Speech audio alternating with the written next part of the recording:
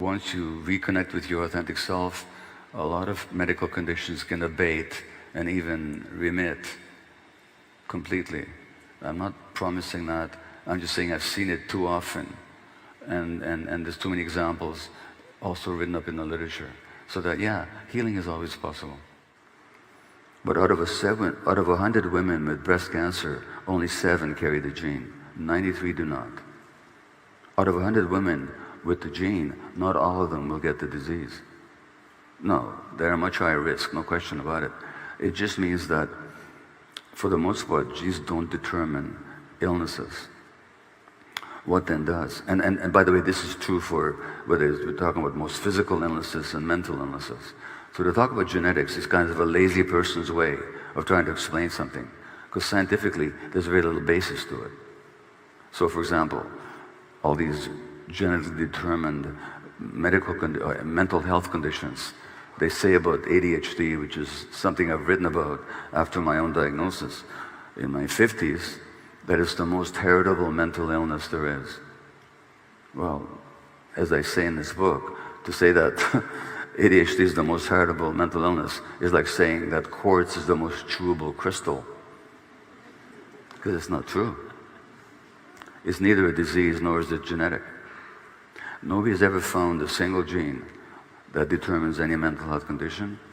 Nobody's ever found a group of genes that determine any mental health condition.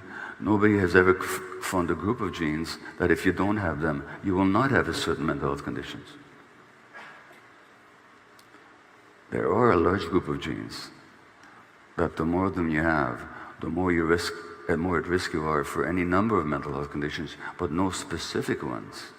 Which means that the genes cannot cause the disease, because if they did, when they showed up, so should the disease in every case, but it doesn't.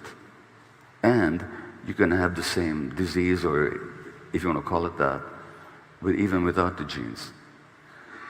Because the fact is, scientifically speaking, that genes are turned on and off by the environment. So it's a question of what kind of environment is acting on certain genes that'll promote one kind of development or a less healthy kind of development. And so that loss of authenticity, for reasons I will not go into explaining now, but maybe you'll intuit to a significant degree, and you'll certainly get that information in this book and my other books, is that loss of authenticity is a significant cause of illness and distress, physical and mental. Is that loss of authenticity is a significant cause of illness and distress, physical and mental. And I love quoting Hungarian doctors for some reason, I don't know why. And Dr. János Hans Selye, S-E-L-Y-E, who was the preeminent researcher of stress. In fact, he coined the word stress in a way that we use it today. And he's the one that showed in the laboratory how stressing animals will have physiological impacts on their immune system, on their hormonal apparatus, on their intestines.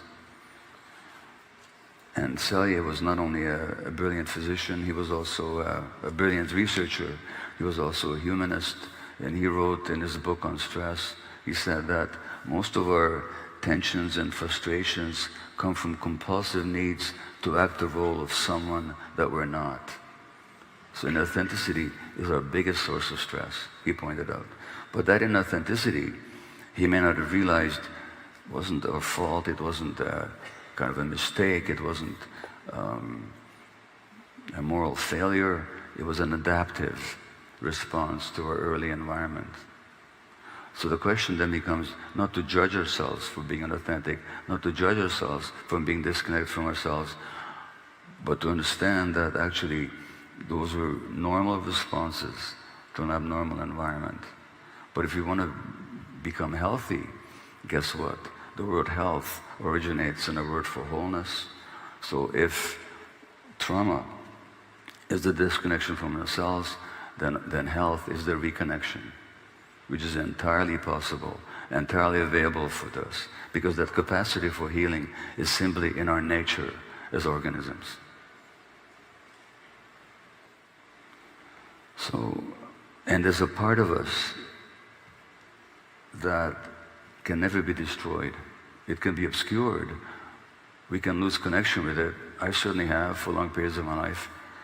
But it's always there, as long as there's consciousness. This capacity for healing, for rejoining our disconnected parts, and to become whole and to heal, that's just with us all our lives.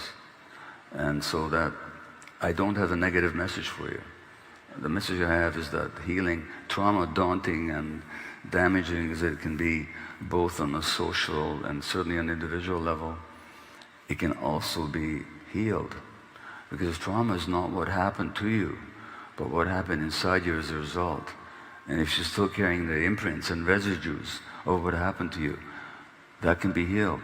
If I got the message that I wasn't worthy and important just for existing, that I had to prove my worth to the world, and that created certain behaviors and on my part, I can actually come to the conclusion it was never true. It was never true that I wasn't worth it. It was never true that you were not worth it. It was never true. It was simply a conclusion you came to as a result of what happened to you. And if you stop trying to prove to the world by being a hard worker or being extraordinarily pleasant or focusing on your looks all the time or focusing on your successes and achievements, but just dare to show up as the vulnerable creature that we all are, and reconnected with your true vulnerable self, which at the time, adaptively, was too painful for you to experience, but you're no longer that helpless child. Well, then that just means that healing is possible to you. And so